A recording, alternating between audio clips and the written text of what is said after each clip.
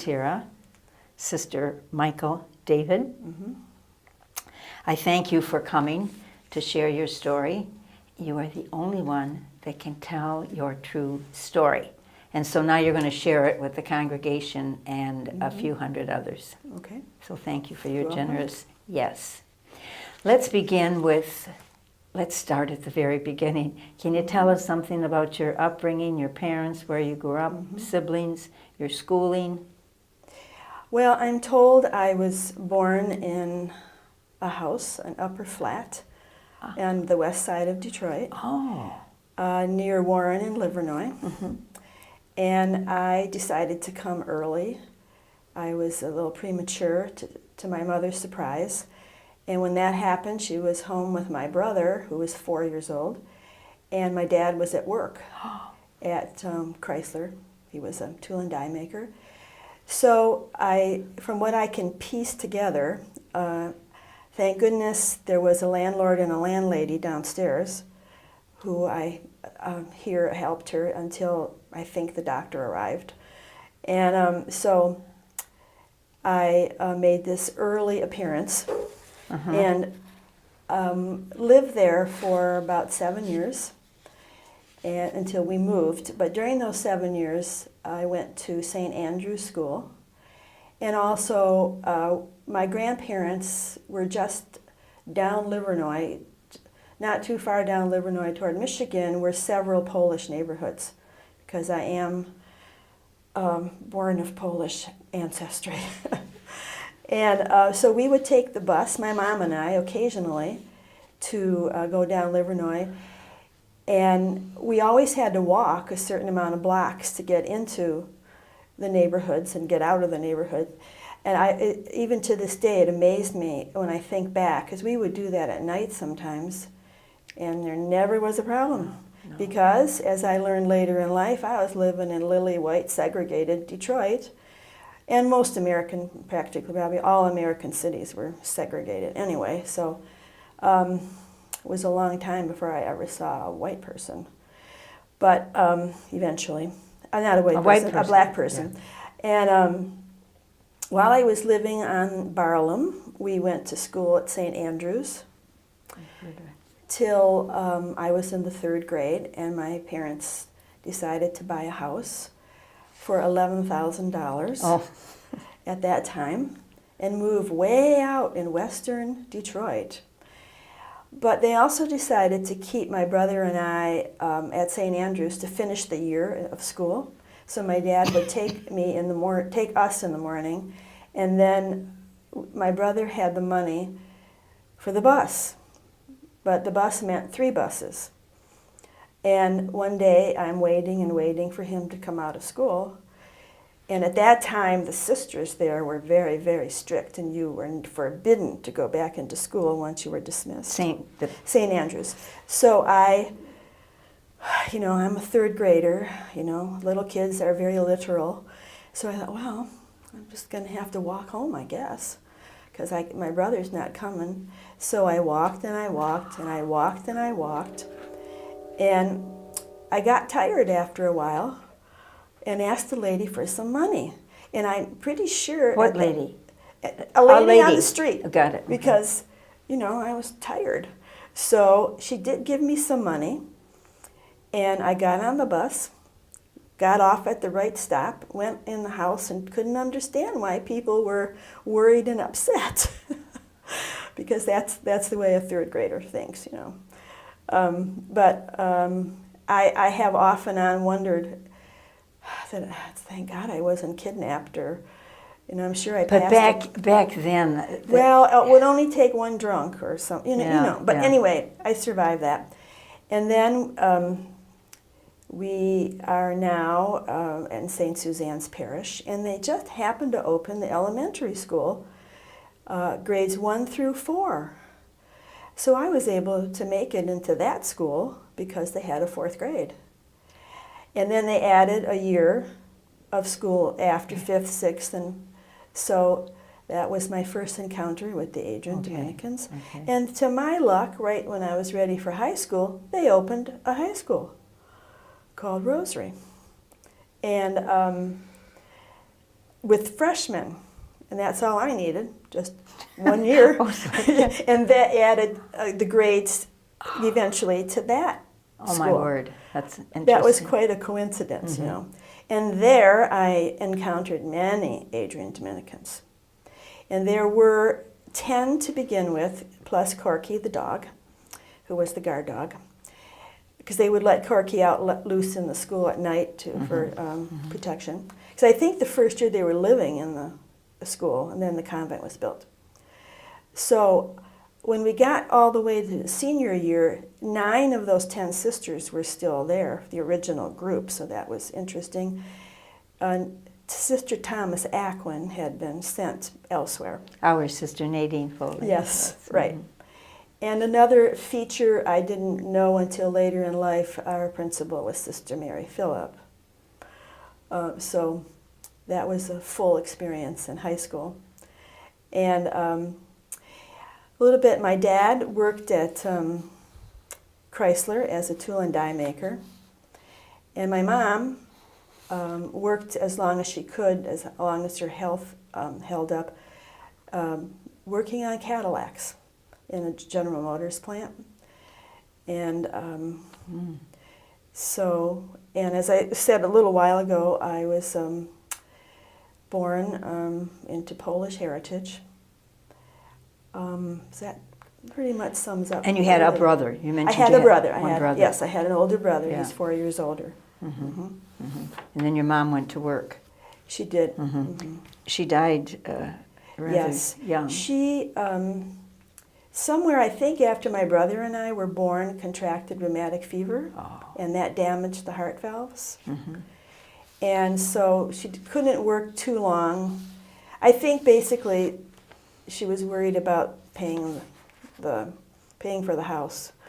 And so she gradually deteriorated, and they did attempt open heart surgery at Henry Ford, but that, I think she said, never helped. It was very experimental at that time. Yeah, she died at the age of 45. Yeah, but the damaging those heart valves, you know, it was, and you could see her deteriorating. You know, it was. So how old were you at that time? I was 17. Oh, 17. 17 and a half. But you Your know, brother, at that time, there was no, it's not like today where you can just look up surgery online if you want to. You knew nothing. I don't even think my dad knew or was told how ill she was, and that she was basically dying, and because everything was a secret. The doctor didn't share. Well, I don't know how much the doctor shared with my dad. He didn't share too much maybe with I doubt it. You and your brother. Well, I don't know, but it was a time when medical information was not shared like it is now, or even available to be known. So, Now, you entered in, when did you enter? 1960. Right after high school? Right after high school.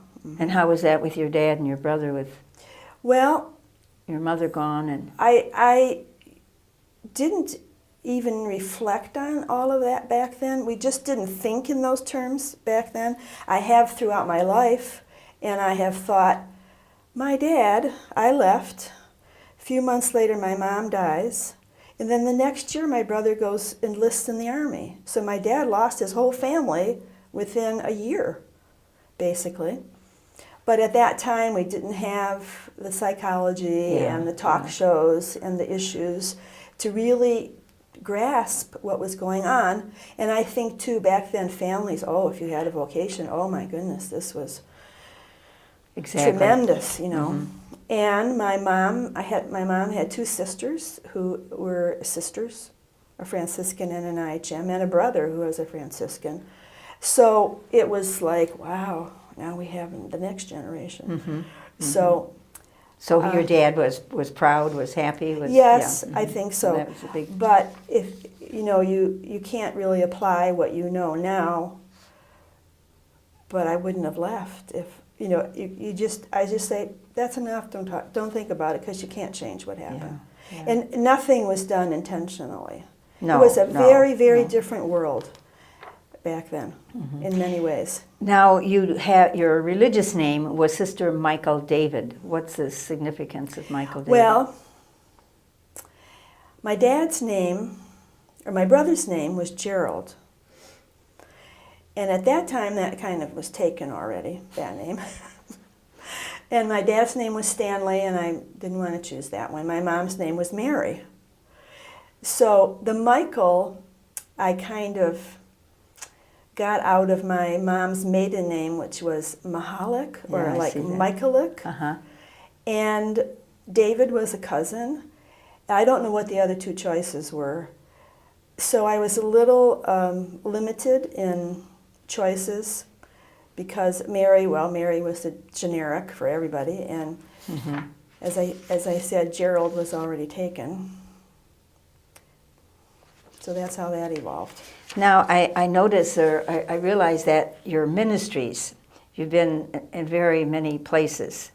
Can you think of particularly one or two which were very challenging, or it was inspirational, or were just perhaps life-changing for you? And well, as I was, you had sent some questions, and as I was thinking about, it dawned on me, my first two missions were, I was missioned. I was sent to Cincinnati, sent to Cheektowaga, New York, a suburb of Buffalo. That means land of the crabapple. That area of Buffalo has say a the lot name of, again? Cheektowaga. Is it Okay. on there? Yeah, Okay. yeah. Well, that area of New York State has a lot of Native American names. But anyway, so I realized that those two places were before the changes after Vatican. It was before Vatican. Well, Vatican II was going on, but that was when we were in the monastic approach to religious life, I'll call it. And then I eventually chose, I had been in a couple places in the Detroit area, including Dearborn Heights, St. Sabina's, and then I chose to go west to Ann Arbor. And that became an unbelievable experience, a gift. It had a lot of impact on me because it was there, for instance, with the university, the city is so diverse. And what was the parish? St. Francis of Assisi. There were two parishes. St. Thomas was the older one, and St. Francis was quite large also. But I was taken with the diversity in the city. That was my first experience of diversity on that scale, because when I went to Cincinnati, lily white, Buffalo, again, which was true of all American cities, it was still the days of segregation. And I don't even remember, even when I was still in Detroit, if I even saw a black person. So, but in Ann Arbor, I just relished the diversity, because you go to the store, you see people of multitude of ethnicities, you hear the languages wherever you go, and even to this day. And I really relished that, and I loved it because it was was an opening into people that I had never had before. And so that... Were you a teacher? Yeah, I was at teaching. Yeah, and assistant principal. And then also, as the years went by, I realized how, what gifts the University of Michigan Hospital and St. Joe's Hospital are to all of us, and how the miracles that were done at these hospitals, because especially in a way, University of Michigan Hospital is a teaching hospital, and because I personally was not ill, but I would hear stories or read it in the paper or hear people's personal stories. I remember at that time, Pat Clancy was there. He had been so badly burned. And at that time, I was living in the convent. I was there a couple years in the convent. And we were going to go to see her. And when it came time for me to do that, I was getting kind of cold feet because I never had visited a burn patient. And at that time, Judy Silva from the west, out west, but she was training at the University of Michigan Hospital in inhalation therapy. But when it came time, I was thinking, I don't know if I want to go. I don't know if I have the courage to go. Right. Because of all that I would see and smell, and but what we got word that she had had too many visitors, so I never did go. I was going to go, but it was going to be a very new experience to visit someone in that condition, because Judy had shared some of what was happening there. So, and then in the school. What did you learn about yourself through that experience with dear Patricia? That no matter what, I really had to go. That I needed to see, I had this opportunity, and it was a kind of a guarded opportunity because I wasn't alone. It was not with a family member or a close friend, so there wasn't a super high level of emotion that you would have if it were a different relationship,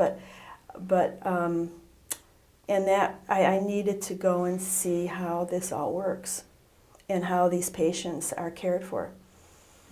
And so I would have gone, but I was a little anxious about it because it was a new experience. Right. And I had never hardly visited anybody in a hospital, and I personally had not been a patient. And from what we all heard, it was a very tragic situation. So you take all that in, and it's... Plus, even the physical appearance. The university hospital is huge, as we know, and even St. Joe's was big too. And interesting that when I first went to Ann Arbor, St. Joe's physically was right next to the university hospital, and then in the late 70s they were making their move to where they are now. They were looking for property to because there always was a little built-in competition there, but that was neither here nor there in a way. So they settled on, and they built just the hospital out in the fields where they are. And now, you know, it's this megalopolis over there. And so when did you leave Ann Arbor? Was there another ministry? I left Ann Arbor in 1988, and because I had heard that the council at that time was looking for more secretaries. And I need to back up a little bit back to St. Francis. The last 10 years there, I had a fabulous principal, a laywoman, Mary Lou, who was so filled with deep faith and was a top-notch administrator, just always striving for educational excellence. She had been a junior high teacher, and then she became principal. And that kept me there because I thought, I'm never going to have a person like this, I don't think. There aren't too many like her. So that was a huge blessing, among many, and when I was in Ann Arbor, that her presence. And sadly, when she was 46, she was diagnosed with ovarian cancer and died 2 years later. Oh my. So it made, and you know, like in all situations, some people react properly and some don't. So the situation got to the point where I thought it was just better to leave. And because there was this searching for sisters to come and be secretaries to the council of that time.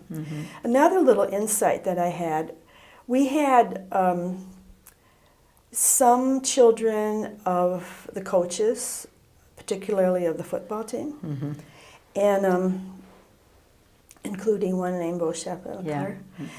And I had a parent conference. I actually had their son in school, and I had parent conferences with her, who was a wonderful woman, Millie Schembeckler.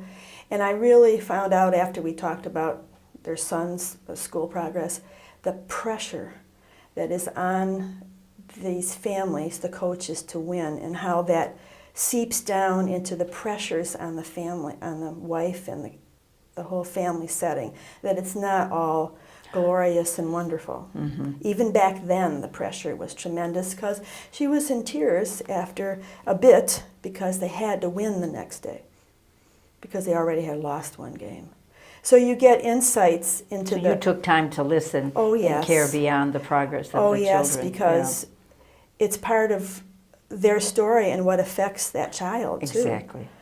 And I have to say, you would never know he was Bo Schembechler's son because he had been so taught not to flaunt that last name. You would never know. He was a wonderful young man. And I had to give her a lot of credit because the coaches are not home. During the season, they're coaching, and after that, they're recruiting. But he did come in the spring, which to my surprise. But that's it sounds glamorous, but it's got its problems. So St. Francis in that area in Ann Arbor was very special to you. Yes. Who along your way has been an inspiration to you? Well, in your life, in your ministries? Yeah, I have recently done some in-depth thinking about my grandparents who came from Poland, all four of them. And part of it was triggered when my cousin Linda's son recently, who was studying in Europe, emailed me asking me what I knew about, let's see, what would be great-grandparents for him. And I thought, I don't know hardly anything, actually. So I started, before I responded to him, I thought, now let me think here. She had to, all of them, but particularly my mom's mom. I knew she lived near Krakow and that she had to get to this country on a ship. So I started saying to myself, well, where? How do you get to this ship? This is the 19-teens. She's a teenager. Because my mom was born in 1915 and my grandmother was only 18.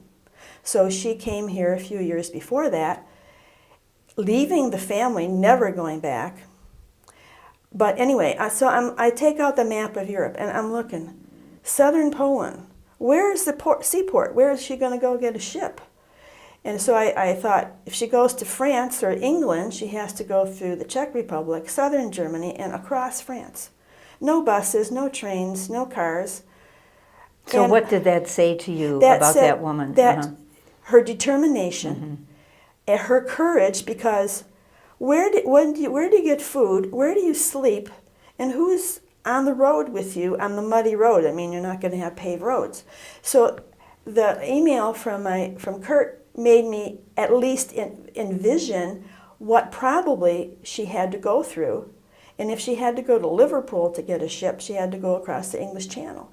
And then also, what was happening, World War I was brewing.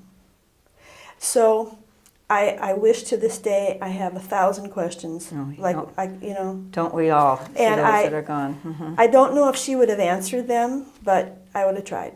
So she was a great inspiration yes. to you. And actually the other three, I don't exactly know where they were living, plus the Polish borders were always changing because they were always being attacked by somebody. But and it made me think, well, this is true of all these immigrants. And actually made me think of the refugees of today and what they go through. The same thing. Especially when they're trying to find a country to go to that wants them. So definitely my grandparents, because without them, where would I be? And what it took, how long, how many months did it take to, even if they went north, which would be a little shorter. But they were very, very instrumental in who you are. Yes. Their influence. I would say so. What gives you energy and purpose at this time of your life? I would say new things. New things. New things. New people, new things that I learn, new experiences. Not long ago, some of us family went to the DIA for an exhibit of Rembrandt's paintings of the faces of Jesus. And at first I was excited, but I thought, okay, it'll be fun, I'll be with the family. But I was so taken with this exhibit and how he would find Jewish men or boys in Amsterdam as his models for his paintings. And of course, as you know, when you go to the art museum, you have your little recording that you listen to. And I thought Rembrandt was his last name. It's his first name. So in that whole experience, I learned so much about him and the messages of his paintings. And that was a new experience. I had never been to the DIA. So it was you were invited, and through that invitation, right. You weren't that excited, but anyway, you But left I grew it, the learned. excitement, and then we went back another time. I won't go into details Yeah. for a Fabergé, but Right. connected to the Romanovs. So it's a whole new, surprising experience. And right now, your present ministry is in the Adrian Crossroads Right. chapter office, assisting the chapter privates there. Okay, Right. you're giving Yes. to the congregation. How would you like to be remembered? As being merciful. In one sentence. I would like to be remembered as being a person who is merciful and compassionate to others. And your anticipation. You couldn't wait to be born. You couldn't wait for the bus. You wanted to wait for the bus of your brother, but also your initiative and going ahead without fear, walking down those streets. Yeah. Well, you very know, interesting. little kids. Right, right. Anything else you want to tell us about yourself? Well, just one little thing about new things. About yourself? But it's about Okay. me. Last year,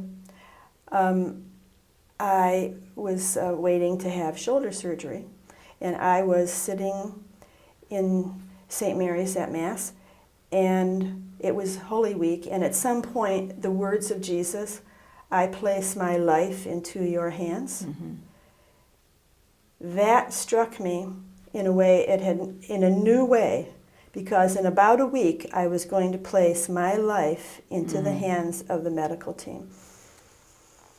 And I had never had to think like that. So that's what I mean about anything new. Good. And also a lot of variety, a lot of, that's what energizes me.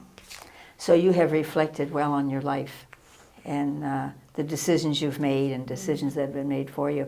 And I just want to thank you for You're welcome. your generosity to the congregation and your service to the congregation in various aspects. Thank you. So thank you, and for your ability to articulate so well your life story. Thanks. I'm surprised you didn't grow up in Hamtramck. No, we won't get into that. That'll be chapter 2. But there were other Polish neighborhoods in Detroit. See, I'll just say that. That's my prejudice toward, yeah, I have relatives who are. Okay. Thank you again, Diane, so much. Thanks. I appreciated this.